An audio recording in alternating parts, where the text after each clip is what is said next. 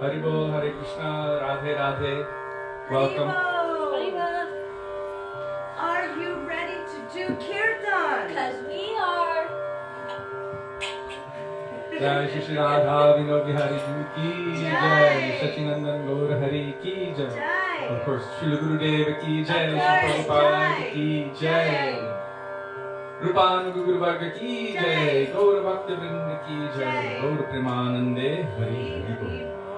So we're beginning with Mangalacharan, Vandeham, in this book, page 1.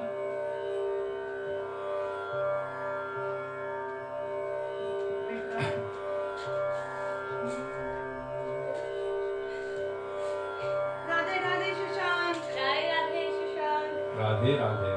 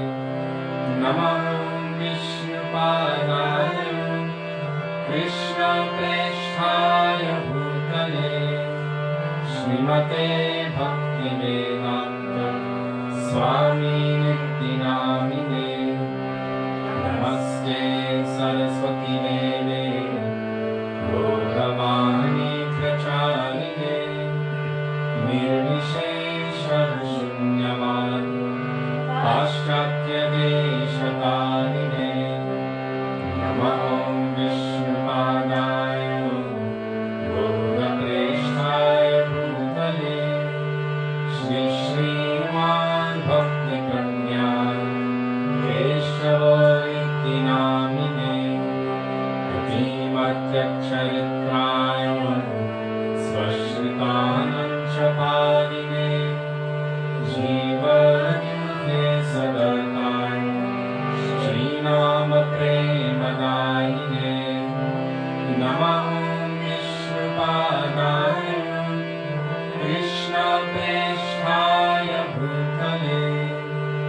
Srimate Nide Viprarambhara-sambodhe Param-pujayate Namaha Namo Bhakti-vinodaya Satchidananda-namine Gaura-shakti-swarupaya Rupanuga-varayate Gaura-vibhava-bhume-svam Nirjeshthā-sajanam-priya Vaishnava-sarvabhūma-shri Jagannāthāya-te Namaha Vancha-kalpatarubhyascha Kripa-sindhubhya-eva ca Patitanam pavanebhyo Vaishnavebhyo namo namaha Namo Mahamadanyaya Krishna Premam Pradayate Krishnaya Krishna Chaitanya Namne Gauratvishe Namaha He Krishna Karuna Sindhu Dinabandhu Jagatpate Gopesha Gopika Kanta Radha Kanto Namostute Bhaktapakshara Gaurangi Radhe Vrindavaneshwari Vrishabhanusute Devi Pranamami Haripriye Jayatam Surato Pango Namamandamate Gati Matsarvasvapadam Gojo Radha Madanamo Vidyagrangaranyakalpadrumadam Srimad Ratnagara Sinhasanasva Shri Shri Radha Shri Govinda Deva Krishnadibhi Sevyamanas Smarami Srimad Rasarasaramhi Kamshivatatasitaha Karsham me Husvanai Gopi Gopinath Shriyastunaha Vrindaye Tulasi Devyai Priyaye Keshavarasacha Krishna Bhakti Prade Devi Satyavatyai Namo Namaha Panchatattvatmakam Krishnam Bhakti-rupa-sarupakam Bhaktavataram Bhaktatyam Namami Bhakta-shaktitam Jai Shri Krishna Chaitanya Prabhu Nityananda Shri Advaita Gadadhar Srivasadi Gaura Bhakta-vrinda Cheto-darpanamarjanam bhavamahātāvagni-nirvāpanam Shreya-kairava-chandrika-vitarnam Vidyavadhu-jeevanam Anandam-buddhivardhanam pratipanam Purnamrita-śvādanam Sarvatma-snapanam param vijayate Shri Krishna Sankirtanam Hare Rama Hare Rama Hare Rameva Kevalam Kalo Nastyeva Nastyeva Nastyeva Gatiranyata Hare Krishna Krishna Krishna Hare Hare Hare Rama Rama Rama Hare Hare Gurudev Kripa Bindu Diya. Page Page 32, Gurudev Kripa Bindu Diya. And it's also on the Gaudiya Kirtan app. And since we're all playing instruments here, if anyone who's watching would like to post the bhajans in the comments, then you're welcome to do so for the benefit of all the other devotees. And before we begin, I would just like to say that as we've been hearing every day about Guru Tattva and how Chaitya Guru, the witness, the Lord in the heart, when we are calling out, that is the personality who steps outside of us in the form of Krishna's mercy. That is Guru. That is the personality who is hearing us. So this bhajan, and any bhajan that we sing after this, first and foremost, we're calling for his mercy. Hey Krishna, in the form of your sweetest, most condensed compassion, please be present in my heart. Please hear the crying of my heart and my soul. Give me a drop of your mercy. One more time. Not too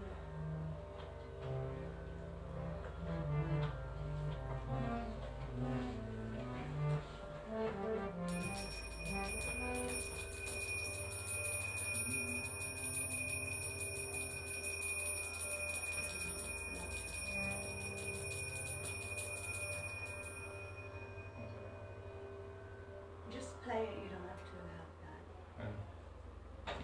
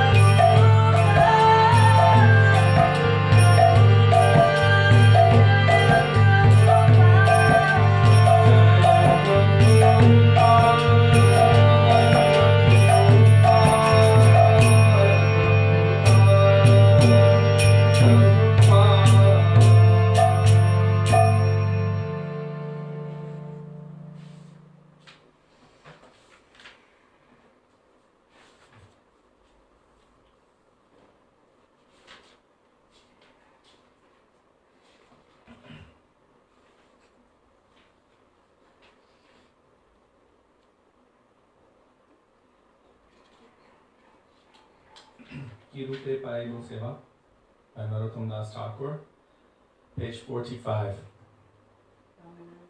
Yeah.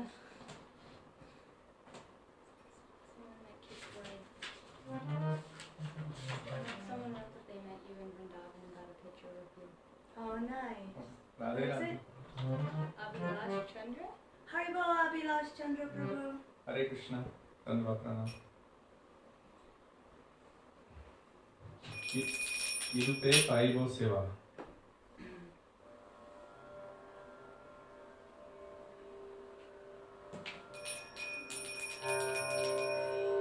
It's K-I.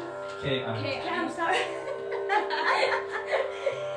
K-I for key. Rupe. R-U-P-E. Paibo Seva. Make sure, wait a minute. Did everyone?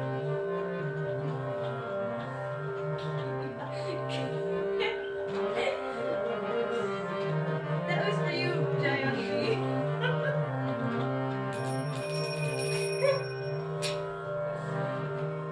Kirute Paibo Seva.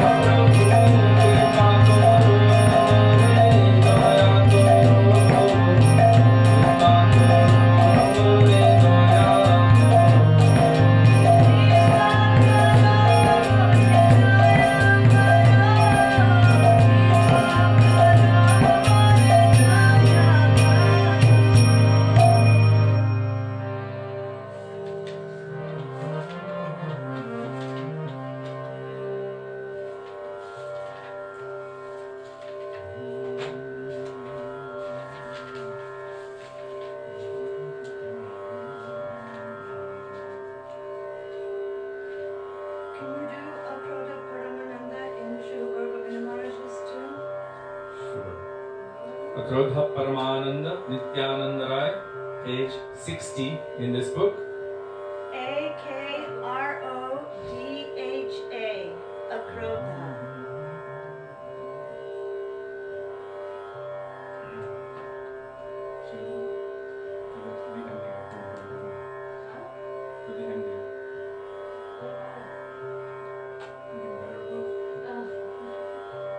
I just look at her. We communicate. We communicate.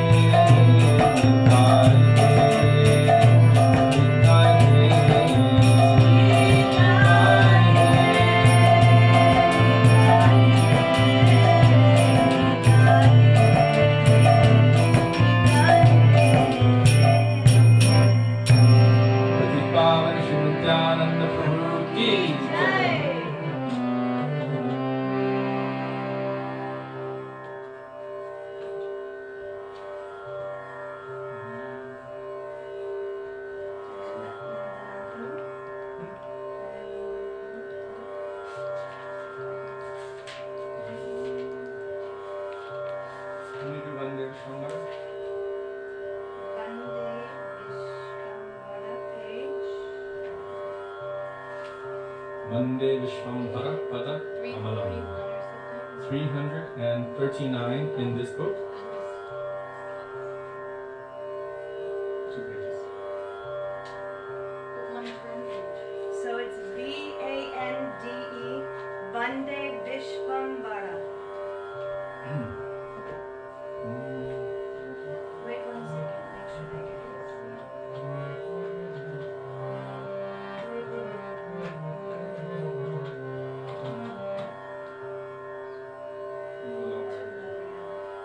Don't do it too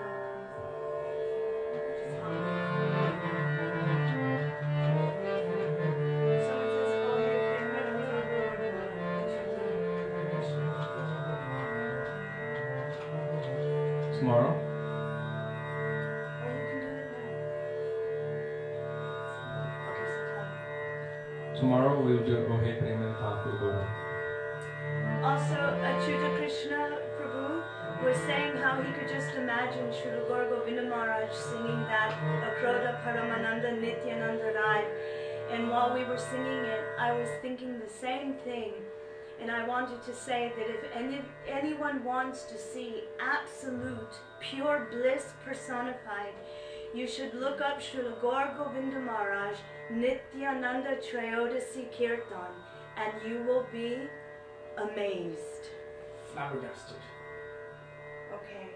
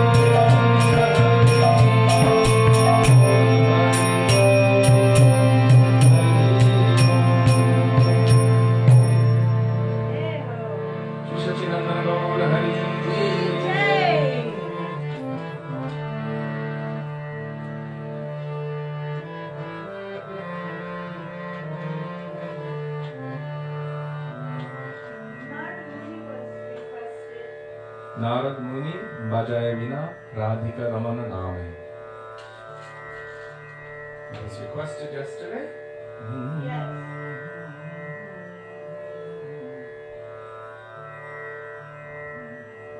Page 182 in this book. Narada Muni Bhajaya Vina. Spell the beginning.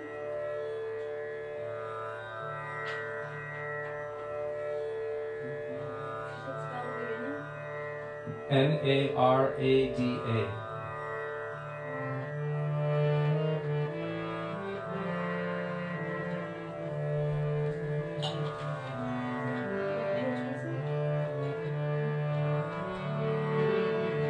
What page was it? 182.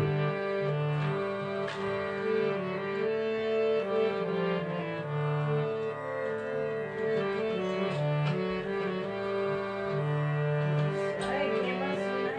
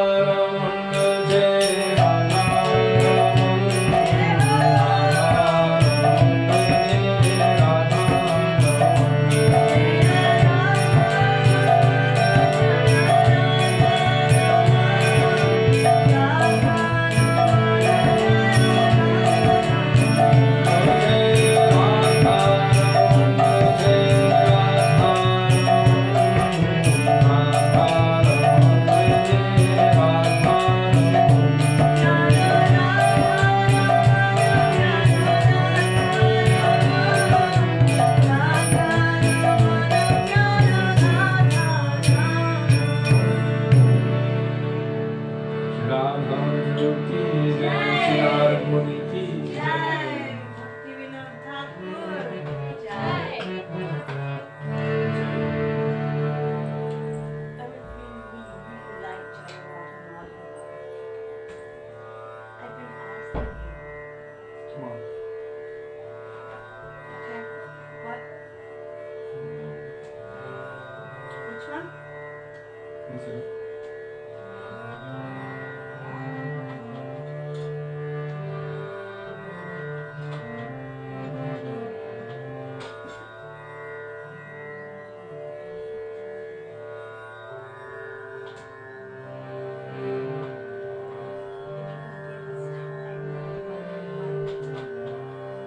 Hare Krishna.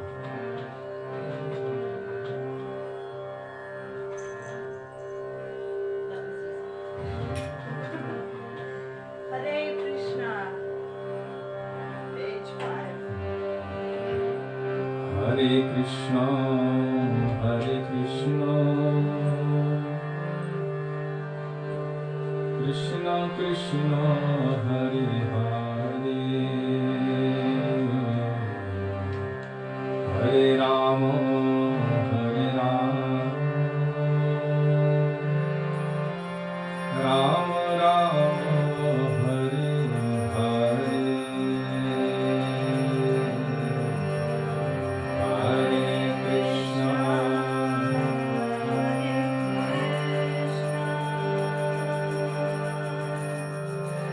Krishna Krishna,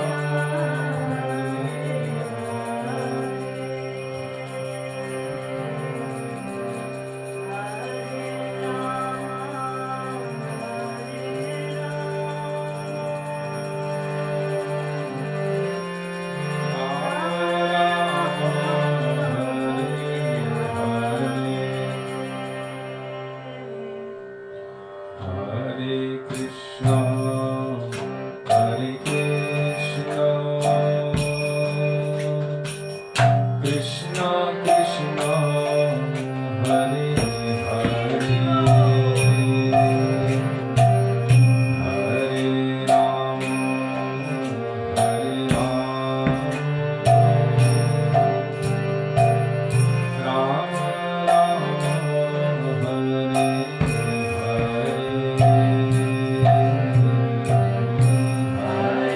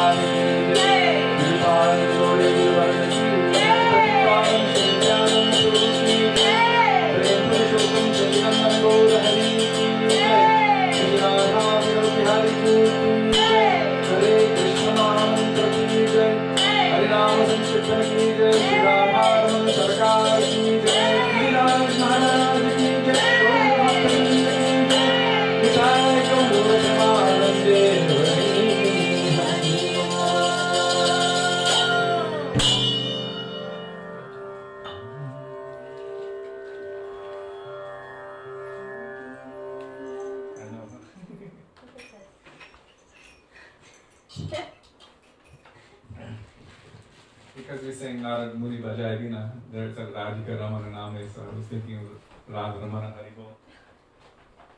Always think Radha Ramana Hari Bol.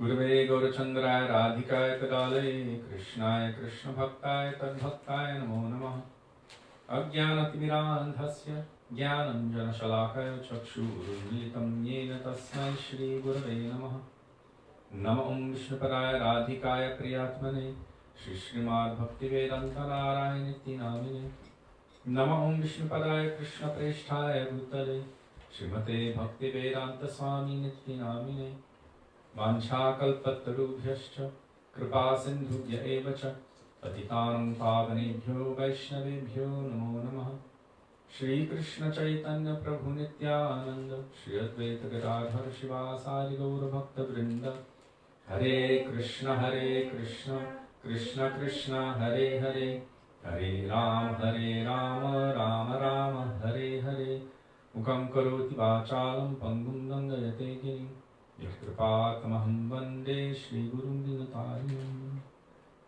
First of all, I offer my Dandava Pranam thousands of times into the dust of the lotus feet of our beloved Gurudev, Nitya Lila Pravishta Om Vishnupad, Astottara Shri Srimad, Srila Bhaktivedanta Narayan Goswami Maharaja. And the same unto the dust of the lotus feet of Nitya Lila Pravishta Om Vishnupad, Astottara Shri Srimad, Srila Bhaktivedanta Swami Srila Prabhupada. To our entire Rupanuga Gauriya Guru Varga, and to all Vaishnavas past, present, future, and all those who are watching on Facebook Live, my Dandavat Pranam. Dandavat Pranam! Radhe Radhe! Dandavat Pranams!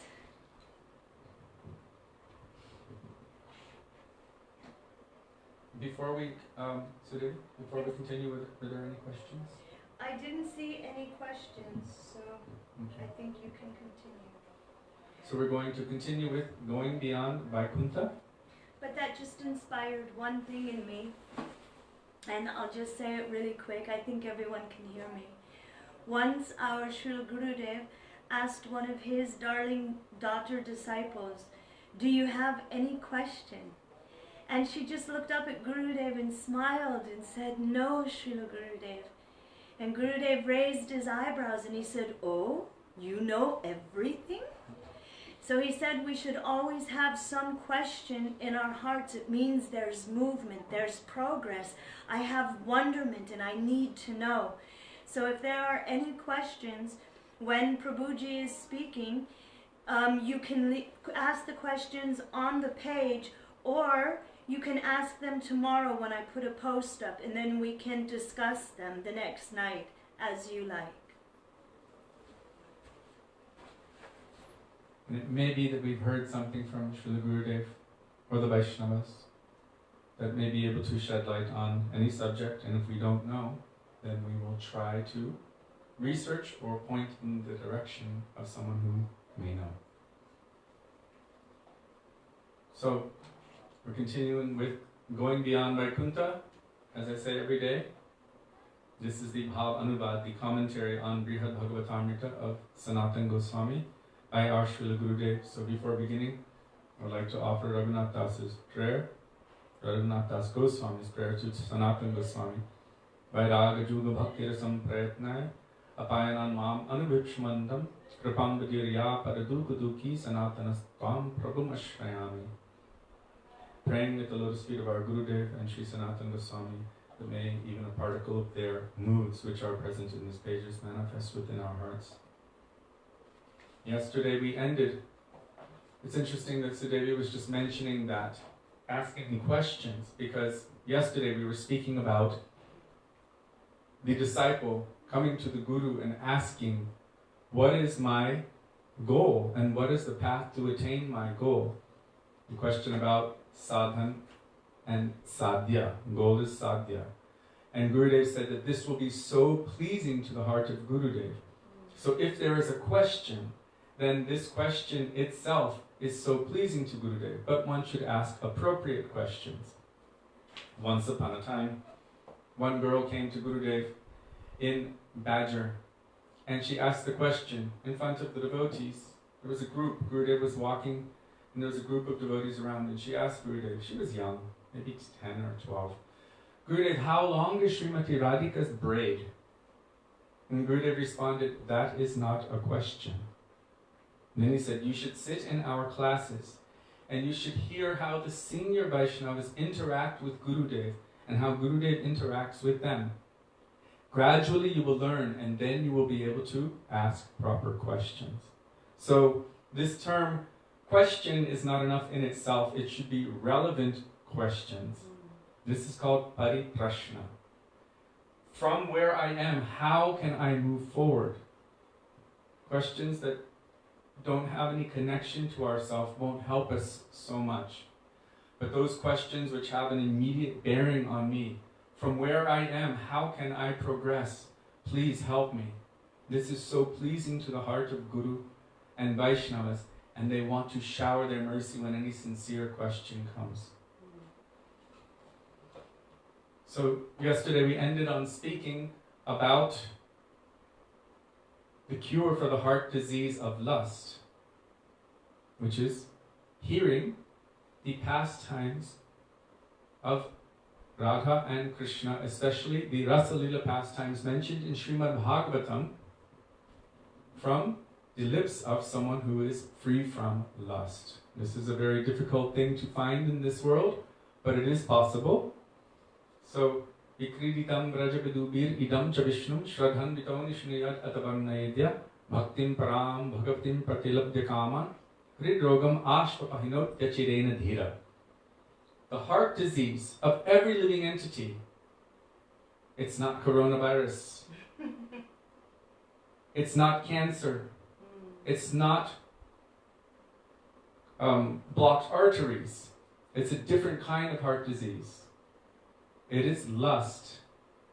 That is what keeps everyone bound in this world. And that doesn't only mean sexual desire. It means the desire to enjoy through the medium of my senses, to extract enjoyment from my environment for myself, to exploit the environment for myself.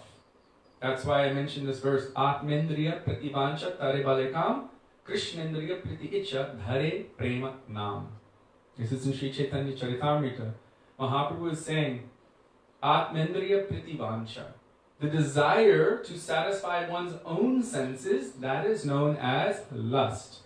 Krishnendriya Priti Icha. Krishna also has senses, but they are transcendental. Krishna Indriya means Krishna's senses.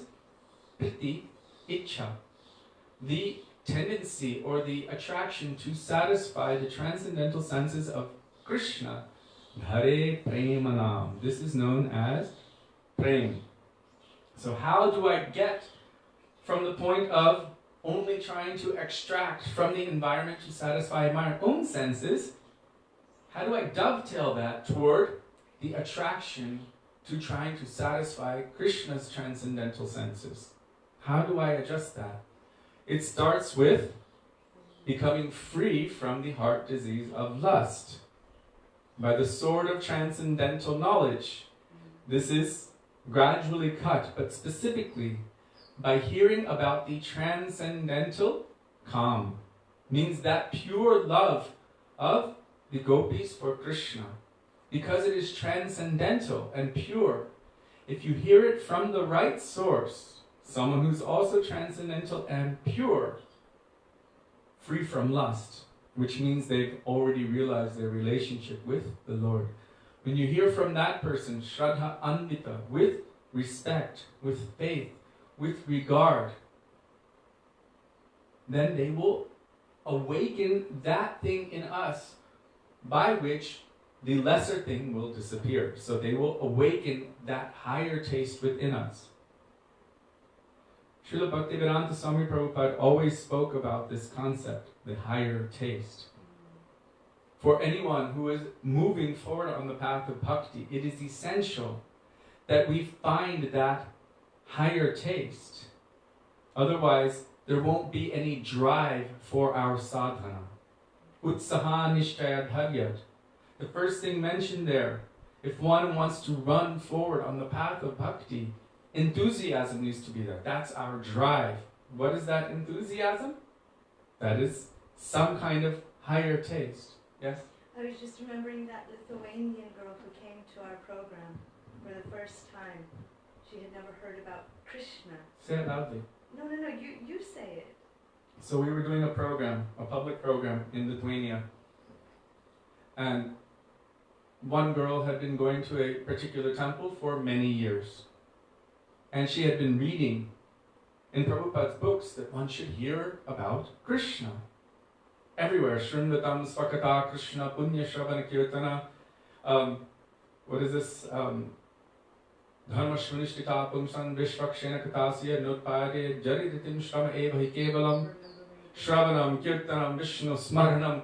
Everything, Manmana Bhava Madbhakta, everything is talking about hearing about the pastimes of Krishna. So she was there in the temple, she was doing all of the temple duties that she was supposed to be doing, Mangalarti, everything, chanting, distributing books, and everything that a good new devotee should do, and a good senior devotee as well. And every time someone would give class, she would wait. Maybe they're going to speak about the pastimes of Krishna today. And she said it was a long time. She didn't hear any pastimes of Krishna.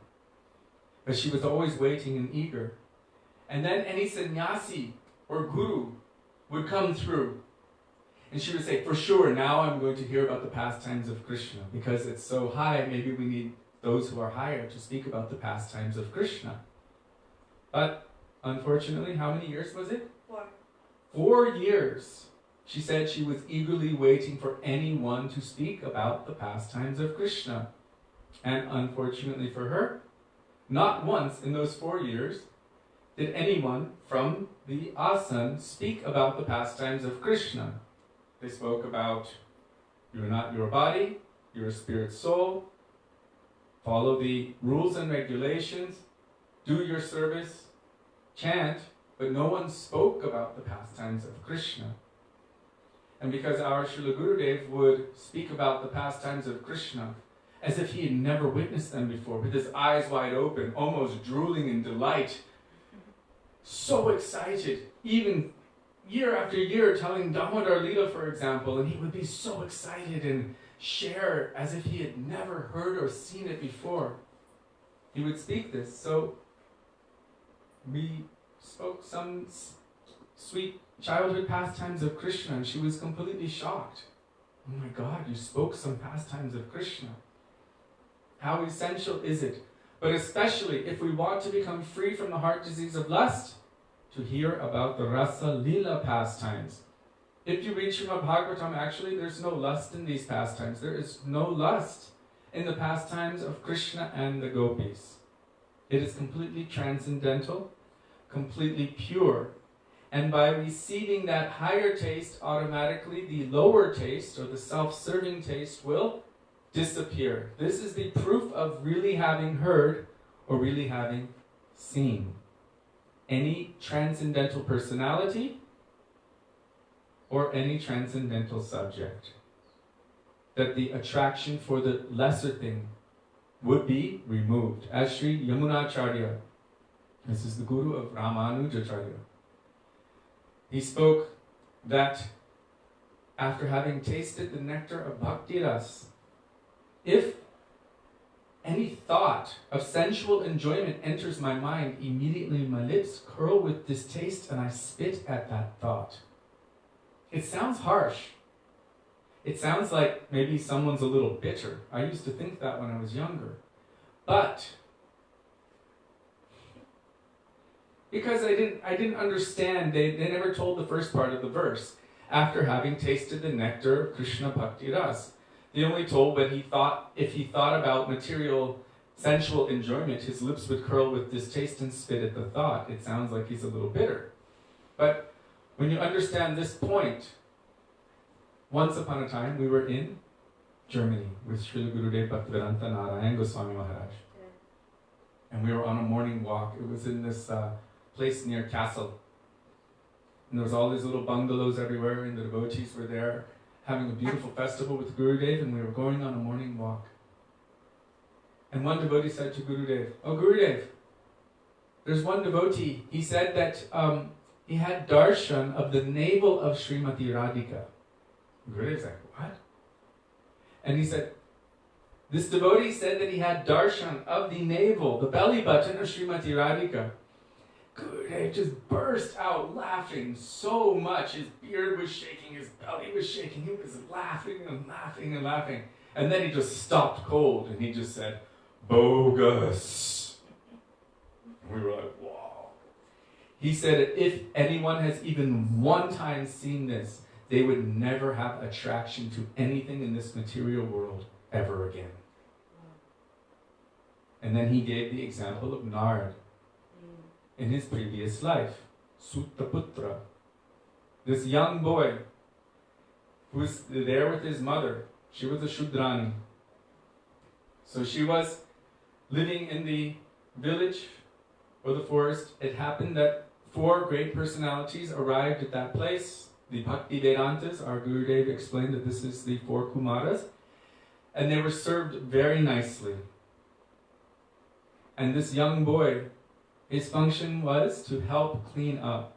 So he would clean after them, he would take care of their plates, he would wash the area. And Narad Muni himself says, once, by permission, I received the remnants of their Mahaprasad.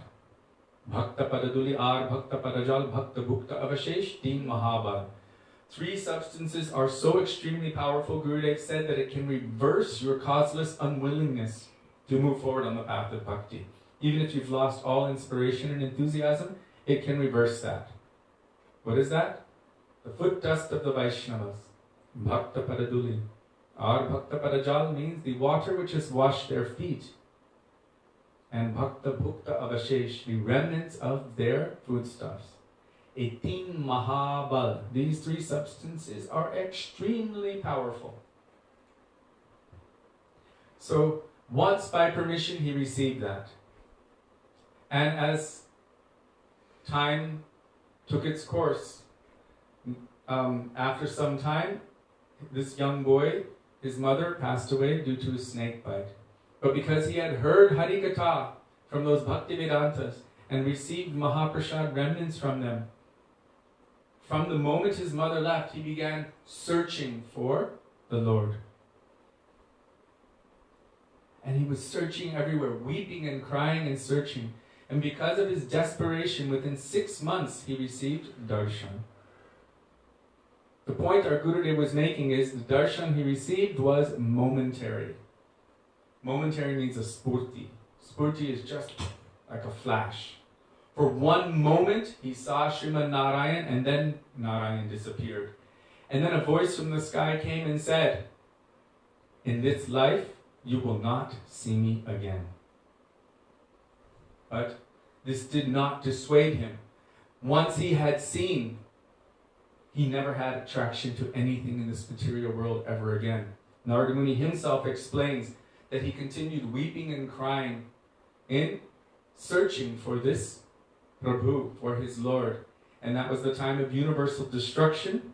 At that time, the universe and all of its components merged back into the Mahat Tattva within Mahavishnu.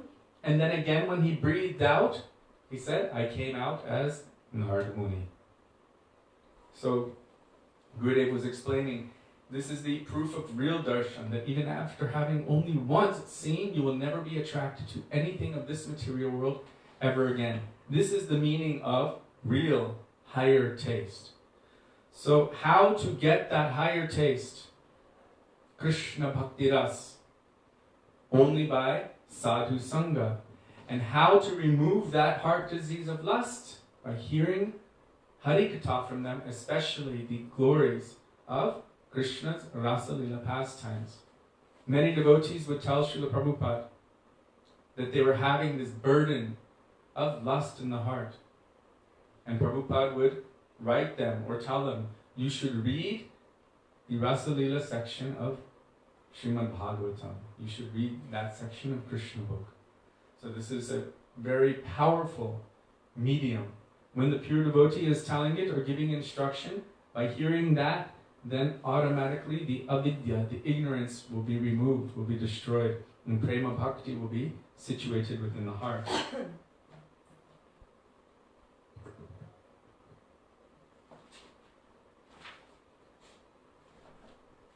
So now we will continue with the reading of going Beyond Vaikuntha. So yesterday we read a little bit how this Gop Kumar began his own life story. He was telling how he took birth in Govardhan, in the home of a milkman, how everything was carefree, how he used to wrestle and play with his friends, and that there was no chance of being rebuked by anyone. He had a very beautiful, sweet childhood growing up in those situations, and all of his relationships were beautiful and intimate. Then he says, one day I saw a Brahmin, and he was very merciful to me. He was always performing kirtan of the name of Bhagavan, and I saw that he was very renounced, never caring for anything of this world. Why would someone not care for anything of this world? Because of higher taste.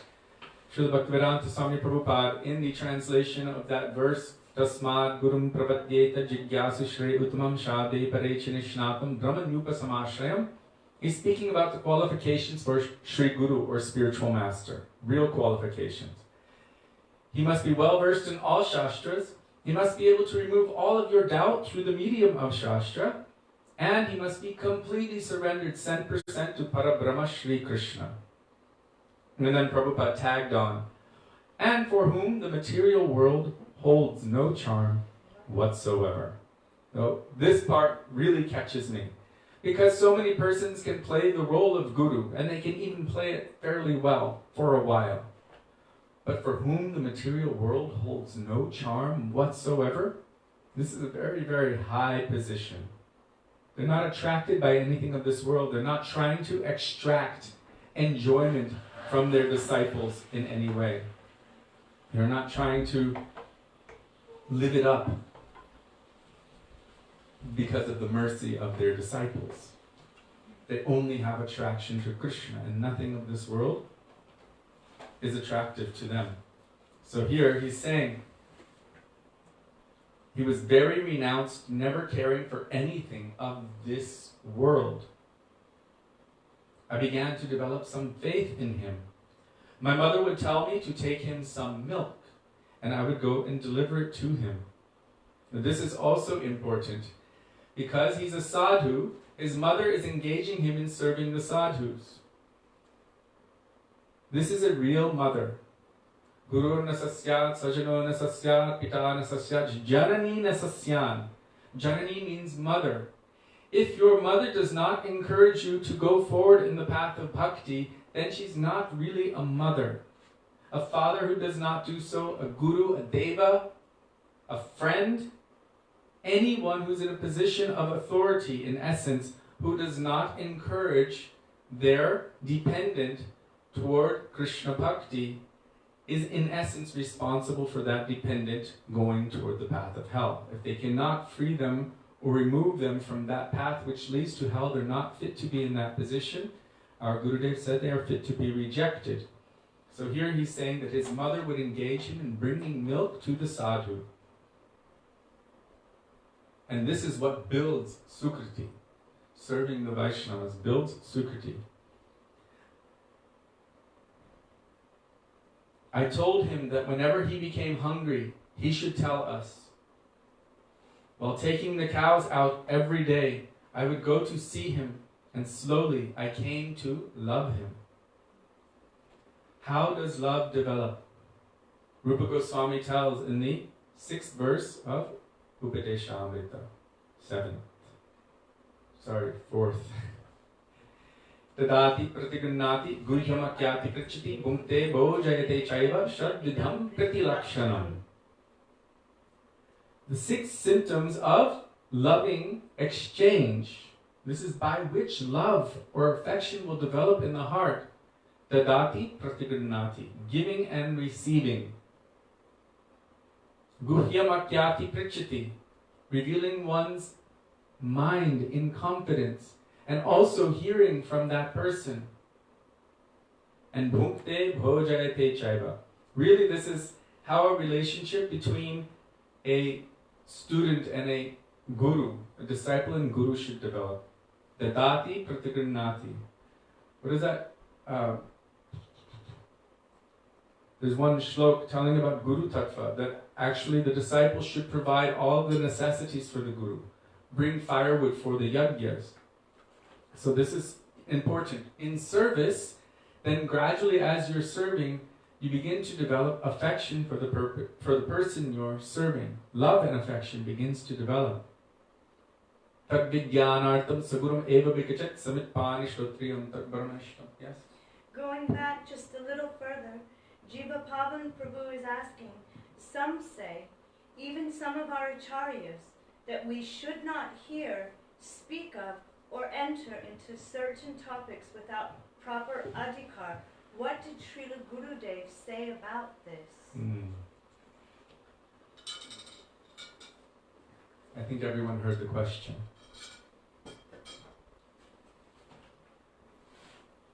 We do not know our own adhikar. We don't know the nature of our soul. We might be able to know one life ahead before, or two, maybe.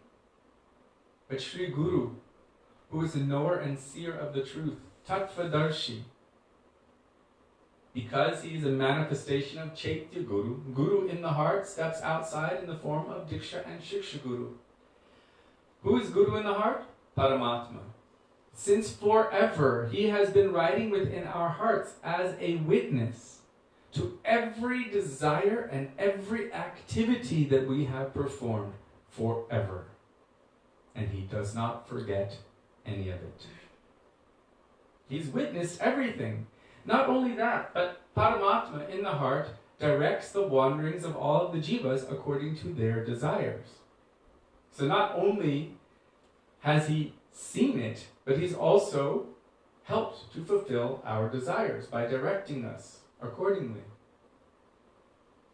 So Sri Guru, being the external manifestation of Paramatma, can see thousands of lifetimes, or millions if he wants. He knows what has brought us to this position. And he knows what we need in order to progress on the path of bhakti. So there's a general instruction that if one is not a liberated soul, they should not venture into or delve into the intimate pastimes of Radha and Krishna. This is a very, very strong warning given by all of our Bhaktivedanta Dhara.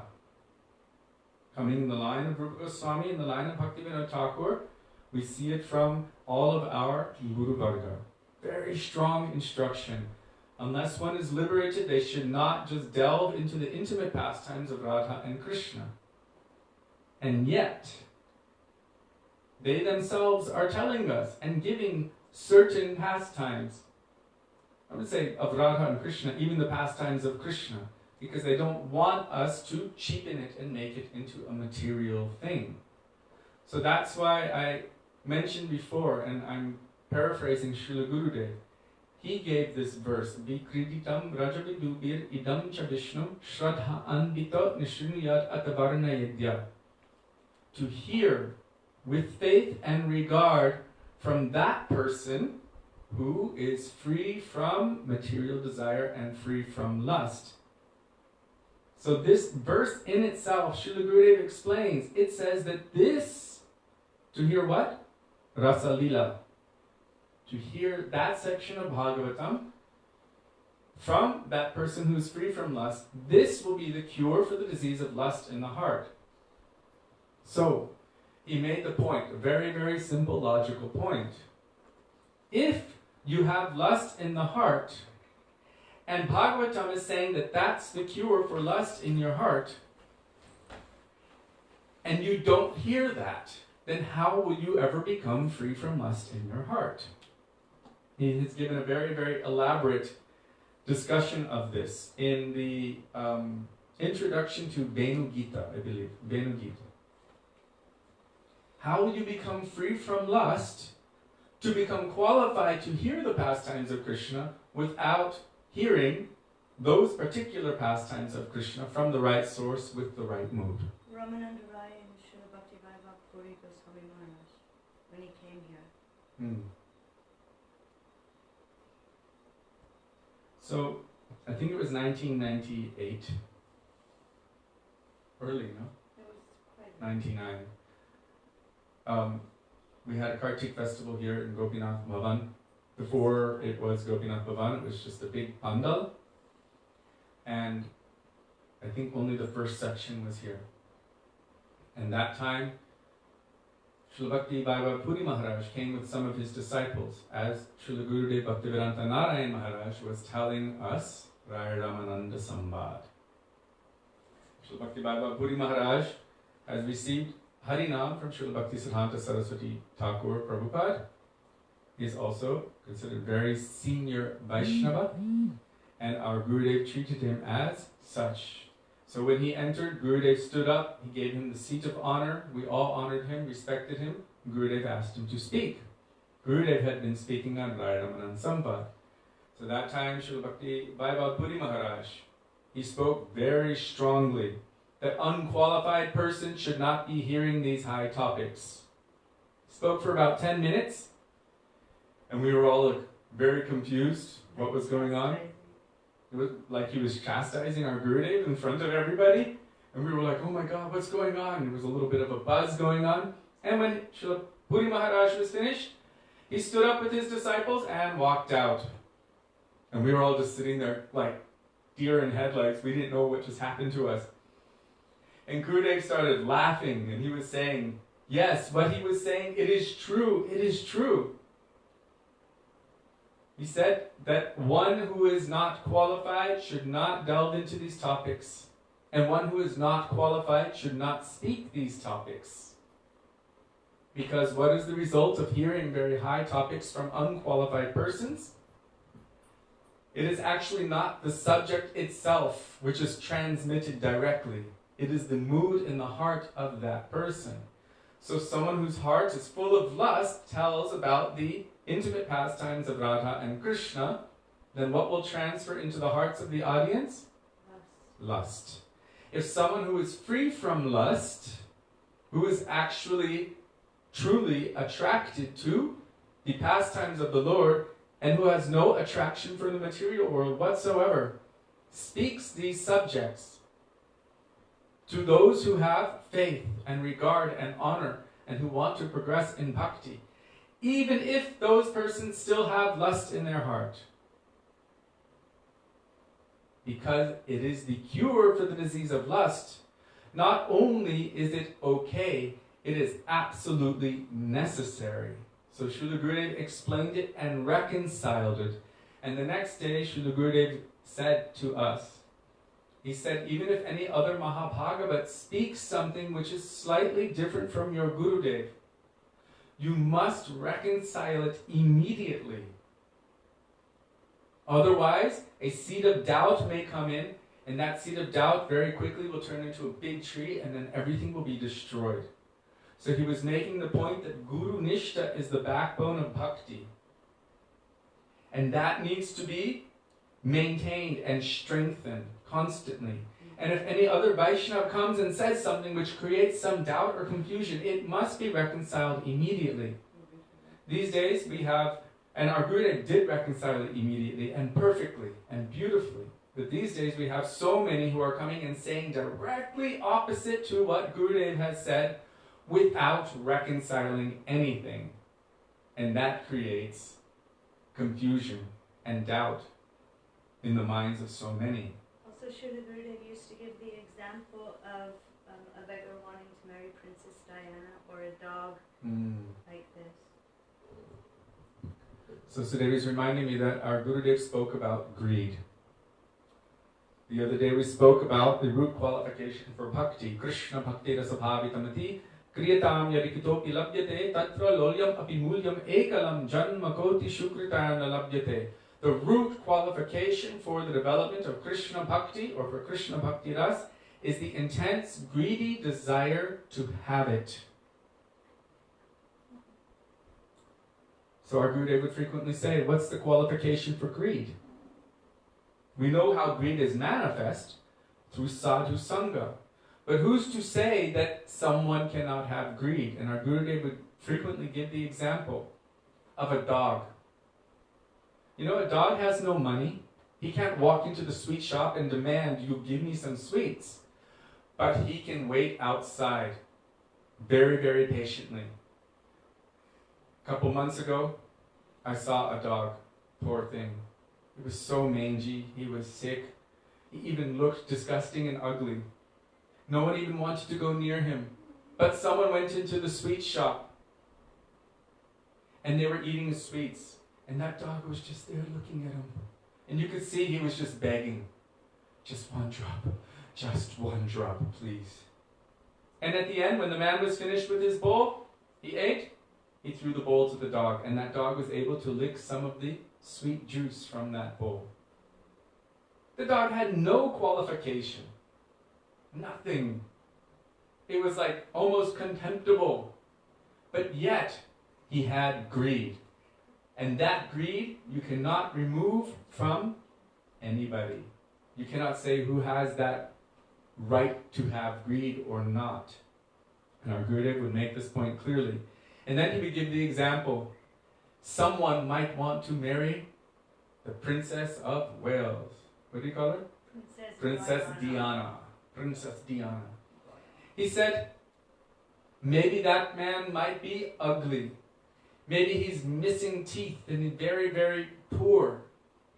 But still, his desire is real. You cannot say that you can't have a desire to marry that person. Even if it's impossible, which it probably is, still, you cannot say you're not qualified to have that desire. So our Gurudev would also give this as an example of greed. That greed can be inspired in the heart of anyone, at any time, and when that greed comes, we do not know. We cannot say when that greed will come. That's why our Gurudev puts so much emphasis on speaking the glories of Krishna. He would tell so many different pastimes of Krishna with his cowherd boyfriends, Krishna with his mother Yashoda, Krishna with his cows, all the leelas that are told in Srimad Bhagavatam, and also Rasa Leela Katha. Why?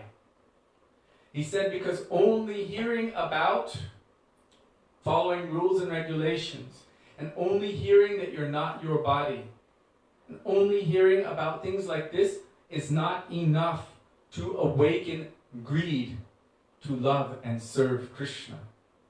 What does Krishna say in Bhagavad Gita? Always meditate on your faults. You should meditate on your anarthas day and night. No, he doesn't. Nope. He said, no. Manmana. Bhavamad bhakto. Manmana bhav. Always think of me. Absorb your mind in me. Remember me. Become my devotee. Worship me. Offer your pranam to me. Give everything to me. That person who has this kind of mood toward Krishna, Krishna says, Pratijane priyosime. They are very near and dear to me. Krishna doesn't tell us to meditate on our anarthas. When I was 4 years old, we used to hear lots of classes. And there was so much emphasis against illicit sex. Yeah. No illicit sex, no intoxication, no. We were like, what's that? What's gambling? What is that? And we used to be like, it was frightening for us. What is this thing that they're talking about? But Krishna says, in Bhagavad Gita, Yang yang vapi smaram bhavam tyajantyante kalevaram tam tam evaiti kaunteya sadat tad bhava bhavitaha. So he's using this word bhava bhavita.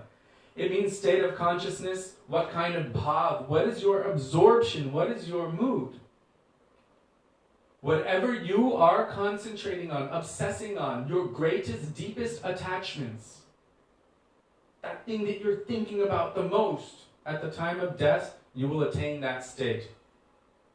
So Krishna doesn't recommend that we're meditating on our anarthas, because if you're meditating on the positive or the negative of an anartha, and then you leave this body, what will happen? Whether you're meditating on something positively or negatively, if it's mundane or material, then we will have to experience the result of that. So Krishna tells us, always remember me. So Rupa Goswami says, Tishtan Brajetat Anuragi Jananugami, always reside in Braj under the guidance of a Braj Rasik Bhavuk Anuragi Vaisnava, constantly without cessation, Kalam Nayed, doing what? Tannama Rupa Charita Adisukirtananu Smrityo Kramena Rasanam Manasim Niyojya. Always remembering Krishna's names, forms, qualities, and pastimes, and doing sukirtan of these names, forms, qualities, and pastimes. So our Gurudev has brought it very succinctly to this point, that greed should be inspired in the heart, that qualification for greed is not something that you can say you're qualified or not qualified for genuine greed. This is inspired in sadhu sangha by association with those who have that burning greed in their hearts. He would also tell us not to jump to the top of the tree. Srimad Bhagavatam gives us that progression, that example. So Sudevi is making an important point also, that, and I think we discussed it the other day, that it's not that you just all of a sudden jump to the top of the tree. If you want to catch a beautiful fruit, you can't just jump to the top, you have to climb it gradually. So for us, that means we need to first take, and I just saw a video of our Gurudev yesterday saying first, Shravan Vacho Vegam, Manasakrodha Vegam, Jihva Vegam, Udarapashta Vegam, Etan Vegam. But how can you control those? So by Shravanam, Kirtanam, Vishnu Smaranam, Pada Sevanam, he was bringing us on a progression. First start with the beginning of Bhagavatam and then gradually go forward. The interesting thing was, when our Gurudev was preaching to the devotees who were coming from another society, they had already been practicing Krishna consciousness for 30 plus years. And he was very concerned that one should start progressing in their attraction to Krishna and his pastimes. Spontaneous. Yes, to develop that mood of spontaneous attraction, which Chaitanya Mahaprabhu wanted to give. Prem ras niryash korite ashvadan, raga marga bhakti loke korite prachar. Raga marga bhakti means spontaneous love and affection for Krishna. This is what he wanted to preach to the world. So although the warnings were given by so many of our acharyas, they themselves were constantly delving in these subject matters. Srila Gurudev said they didn't write these books for themselves, they were witnessing them. Did you hear that? Our Gurudev said that they didn't need to read all of these books for themselves or write them. They wrote them for our benefit, but they themselves were witnessing those. Nikunja yuno ratikeli sitya yayani bhiryuktirapekshaniya tatrati daksha tadivallabhasya vande guru shri charanarvindam. They don't need the books to see what they themselves are personally experiencing in their intimate service to Sri Sri Radha and Krishna. But for our sake, they've written these sweet pastimes. The most essential thing for us is that we must be in anugatya. This is the most essential thing. Jaha Bhagavata para Vaishnavarasthane, Mahaprabhu says. If you just read Bhagavatam on your own, you might come up with the conclusion that Krishna only stayed in Vrindavan for 10 years, but he stayed in Dwarka for 90 years. So I think that's where Krishna wants to be, so let me become a Dwarkavasi. Let me be one of his queens. Even though you might be raised in the line of Rupa Goswami. You may come up with that conclusion. And the moment you actually associate with a real Braj-rasik Rupanuga Vaishnava, suddenly they will focus everything, clarify what Mahaprabhu wanted to give, what Rupa Goswami gave, what our Guru Varga is giving, and then everything will suddenly make sense. But on our own, because we are conditioned souls, unfortunately, we're still conditioned, then we are subject to the four defects: the tendency to come under illusion, the tendency to make mistakes, imperfect senses, and the tendency to cheat others. Which means even by our own independent study of Shastra, we can become confused. Therefore, all Shastra and all Gurus and all Vaishnavas say, what is the most essential thing? Sadhu Sangha, Sarva Shastre Koi, Lava Matra Sadhu Sangha, Sarva Siddhi Hoy. Krishna Bhakti Janma Mool Hoy Sadhu Sangha, Krishna Prema Janme Ten Ho Puna Mukhya Anga. Even one moment of real association with the sadhu is capable of granting all perfection. The root cause of Krishna Bhakti's manifesting, taking birth in our heart, is the association of the pure devotees of the Lord. And even after the attainment of perfection, which is Krishna Prem, still the most essential thing is sadhu sangha. And Krishna himself says, Mahadev says, of all forms of worship, the worship of Vishnu is the highest. O Devi, but more than that, tadhyanam samarchanam, worshipping that person who is near and dear. That means his devotee. Because Ekala Ishvara Krishna Arasabhavritya. There is one Supreme Lord, that is Krishna. All others are his servants. That is the devotee. So tadhyanam samarchanam. This sadhu sangha is the most essential thing. If you want to study Shastra, if you want to read Srimad Bhagavatam, Yaha Bhagavata Para, Vaishnavirasthane, in the association of Vaishnavas. And those Vaishnavas who are all-knowing, all-seeing, and who understand Krishna, they will reveal those truths in our hearts. And I just want to add one quick thing, and that is that our Gurudev, he used to give Harikatha for maybe 1 month on Vrajmandal Parikrama, and he would speak so many things. And then he would say, now all of these jewels are in your heart, and when you go back to your homes and countries, you should take each one of them out and look at them and see what I have given.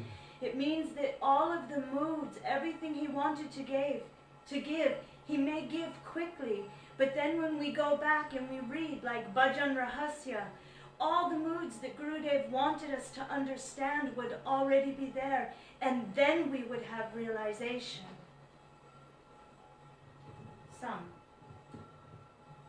It's very essential what Sudevi just told, because it might be that you're not directly in the association of that person physically, but what he has planted in our heart, that means we're associating internally. And by that, I remember he would go through Manashiksha sometimes, he would just breeze through it in 2 or 4 days, or Bhajan Rahasya. And he said, now that you have understood the mood, the proper mood, now you can go and read. So he wanted to give some foundational mood, so that we didn't get disrupted or disturbed. He didn't once, right in the very beginning of Gurudev's international traveling preaching lila, Sudevi approached him with a stack of 27 pages of complaints about him, and one of the first ones, the complaints was he's preaching too high to unqualified persons. And so she wanted to know, like, what is this? And he started explaining, it's true they were not qualified, but they were going to places like the Babajis, to those persons who are against or unfavorable to Bhaktivinoda Thakur and Bhaktisiddhanta Saraswati Prabhupada. And therefore their mood is not favorable to us. Some of those persons, they don't have proper qualification for entering into or delving in these subjects, and they will tell you when you first meet them, oh, your name is Rasagula Manjari, and you should give me 100 rupees or 1,000 rupees. And the next one, our Guru would say, They would also name them Rasagula Manjari, and then 2 months down the road, 5 people will come together and discuss, hey, you also are Rasagula Manjari. All became Rasagula Manjari. Like that. So, He said I had to tell them in the proper line. So Gurudev said that it is true, they were not qualified. It is very high, but didn't Srila Bhaktivedanta Swami Maharaj, Prabhupada, tell them not to go? But they were going, and they were hearing in the wrong way. So I had to retell them again, but in our line. So Taruni Gopi is asking, what is genuine greed and not genuine greed?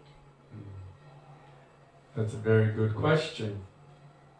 What is genuine greed versus not genuine greed? If one actually has genuine greed, you will see it and you will also know it inside. If you have genuine greed. What is proof of greed?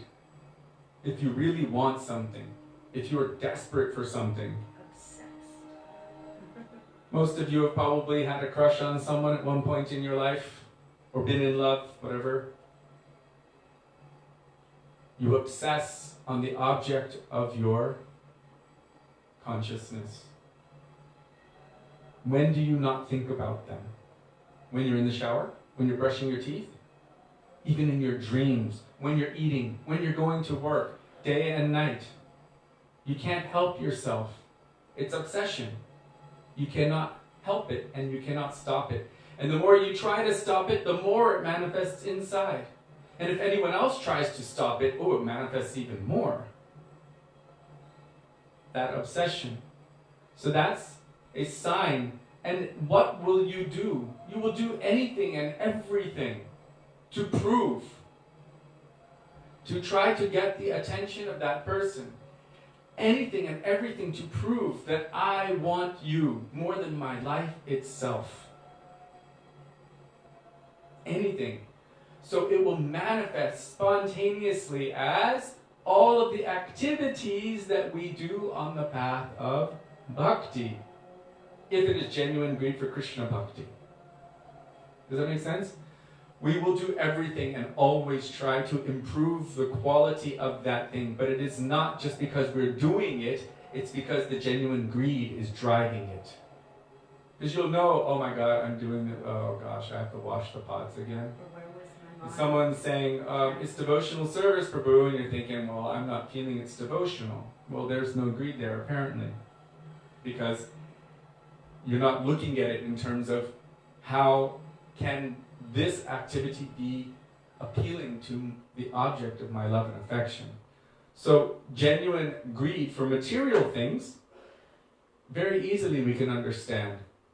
Kapila Dev said, that same kind of attraction that one has for their material, that obsession that one has for their material object of their love and affection, like a young boy and a young girl, which comes naturally and spontaneously. That same attraction. If you apply that toward bhakti, then this will bring all perfection. So it has to have a certain kind of nature, which is spontaneous. Where does that spontaneity come from? That's the important thing. That comes through the association of sadhus who have that spontaneity. And so the proof of that greed will be our endless craving for sadhu sangha. And sadhu sangha means the association of pure devotees of the Lord. And that association does not only mean hearing, because we want to get maximized benefit. How can I get that? How can I awaken that? So this comes right back to our point here, the 6 symptoms of loving exchange. We will engage in service to these sadhus, to these Vaishnavas, to these gurus, in such a way that their heart will melt, and that melted heart will flow into our heart. That nectar of inspiration that greed that is in their heart will also manifest in our heart by their association, by their mercy, when they see our desperate sincerity. Like the example we gave the other day, 2 examples of Narottam Das Thakur and Srila Bhaktisiddhanta Saraswati Thakur, Prabhupada. What kind of desperate endeavor they undertook to attract the attention of their Gurudev and to, you could say, practically force their mercy. How desperate they were that their gurus could not contain it and they were bound to accept them and give their mercy. Did you want to add? So we actually ended there and we came around full circle back to this same point. The proof of greed would be that by the association of sadhus, we would do everything to attract the attention of Krishna. And the proof of greed, of desperation for even that, is to do everything we can to attract the mercy of the sadhus. Does sadhu sangha mean association of sannyasis?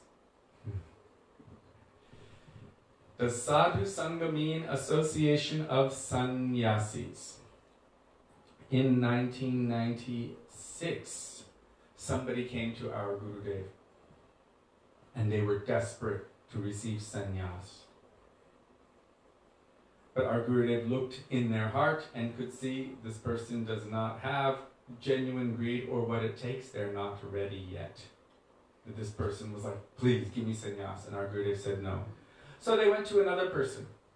And that person instantaneously gave them sannyas. The very next day, I saw them walking down Bhaktivedanta Swami Marg. Nice Ray-Ban sunglasses, danda, fresh, everything. Beautiful young 16-year-old female personal assistant, carrying the books, running behind them faithfully. And they were walking down the street like, ooh, really strutting it. A week later, they completely disappeared and no one knew where they went, and we haven't seen them since. So just because someone is wearing the cloth and carrying a danda, this does not mean that there is qualification. However, because of the cloth and the danda, it may be that that person has something, so we should also honor the ashram and give proper respect. But just being a sannyasi physically is not necessarily the qualification for someone to inspire greed in our heart. Srila Bhaktivedanta Thakur, have we ever seen that he was physically a sannyasi with a danda? No. We've seen him in Babaji Vesh, but so many of those books he wrote, he was a high court judge, he was married, he had many children. Most of Mahaprabhu's associates were also married. Srivas Thakur, also married. But his heart was full of love and devotion for Krishna, Chaitanya Mahaprabhu, and he's capable of awakening divine love for Krishna. So just the cloth is not necessarily the prerequisite or the qualification. There are so many persons in so many different positions who claim, and we've already read this, but they're not necessarily qualified just because of that cloth. What is the qualification? The only real qualification of anyone is the amount of bhakti, the amount of love and devotion they have in their heart. What did Saraswati Thakur say? Some of the disciples of Srila Bhaktisiddhanta Saraswati Thakur were having somewhat of an argument, and the householders were arguing with the sannyasis. Sannyasis were saying, we're the ones who are doing the highest service. We're doing the best service because we're going out preaching. And the householders were saying, okay, but without our money, how would you be able to put on those programs? And where would you get the prasad? And the brahmacharis were saying, but if we weren't maintaining the temples and we weren't doing all the seva here, where would you have to bring people to? So finally they went to Srila Bhaktisiddhanta Saraswati Thakur and asked, whose service is the best? Which one of us is doing the best service? Srila Bhaktisiddhanta Saraswati Thakur said, that person who is doing their service with most love and devotion, with the most love and sincerity to Guru and Krishna, their service is the highest. So just to reiterate, that person who is doing their service, regardless of what their varna and ashram is, that person who is doing their service with the most love and affection for the lotus feet of Sri Guru and Krishna, that person's service is the best. But having said that, to reiterate what Prabhuji just said, when you find a sannyasi, it means that they have actually tried to give up everything in this world. They've renounced everything to try to please their Guru and Krishna. So it is more than often likely that it is through that kind of association that we will hear and we will be able to be inspired on the path of bhakti very quickly. Yes. So, Srila Bhakti Rakshak Sridhar Maharaj explained in this connection that even if, let's say, for example, a sannyasi may fall down, it has happened sometimes in the past, still Krishna will never forget that moment that they have chosen to surrender their life, their soul, their mind, body, words, and everything in the service of Krishna. Krishna will never forget that. This is confirmed in Bhagavad Gita. We'll discuss that later. Now it's getting late. So, the subject of greed, the subject of qualification for hearing, the subject of qualification for the speaker, the subject of qualification for the listener, and the subject of whose bhakti is best. Bhakti, really the only qualification is to the extent of one's devotion for Krishna. It's not really about the external dress, but still, as aspiring Vaishnavas, we must honor. And Mahaprabhu gave it by his own example. Why he took sannyas vesh? Because he had something so important to give. It says in Sri Chaitanya Charitamrita. And because he was manifesting signs of praying, madness, divine madness, some of his students could not understand and they were disrespecting him. But what was his function? His function was to become as universal guru, acharya, and to teach everyone how to love Krishna.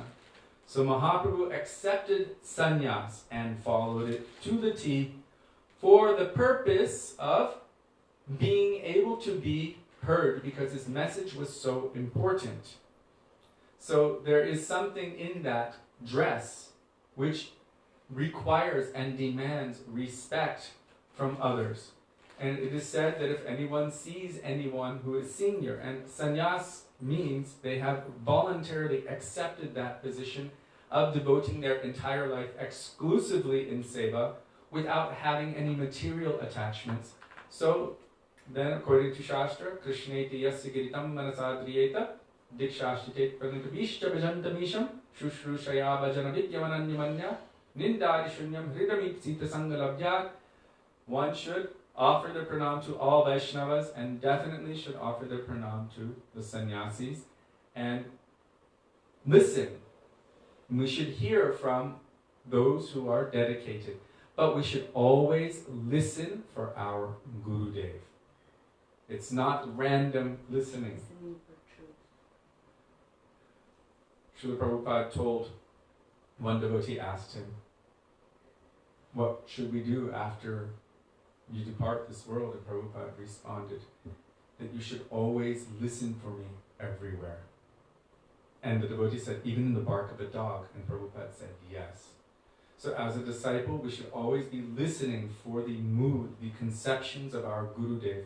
And it is the function of anyone who is taking the role of shiksha, means instructing, to help, to aid in increasing our faith in our Gurudev. If they're not doing so, then it might not be favorable association for us.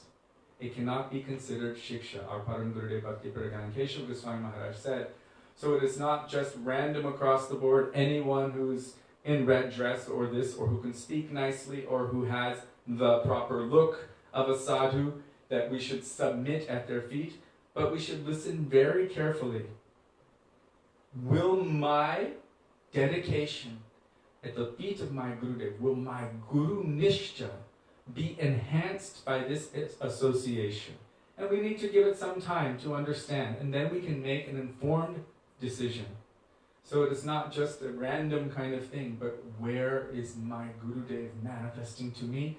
Who is increasing my faith in my Gurudev? Then I will feel safe to listen there. Srila Gurudev ki jai, Srila Prabhupada ki jai.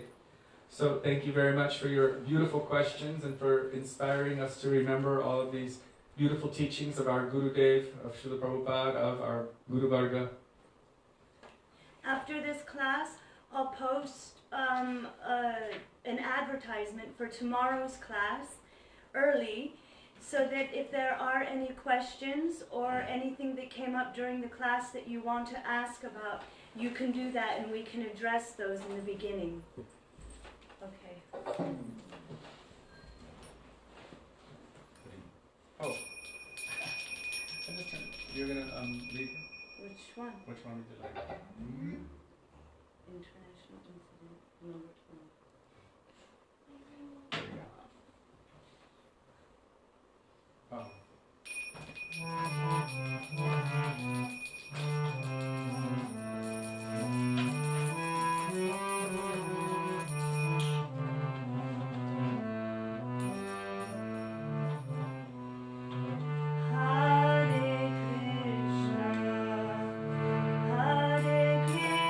Krishna, Krishna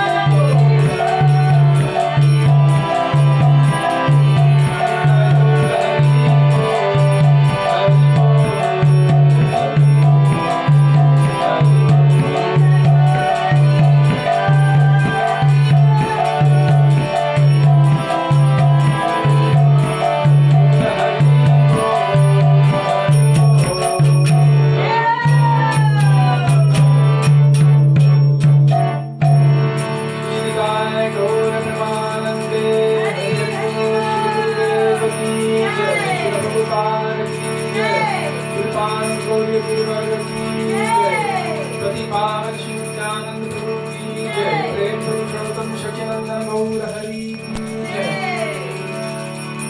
Shri Shri Radha Vinod Bihari की जय श्री श्री राधा रमण सरकार की जय गिरिराज महाराज की जय हरे नाम संकीर्तन की जय हरे कृष्ण महामंत्र की जय गौर भक्त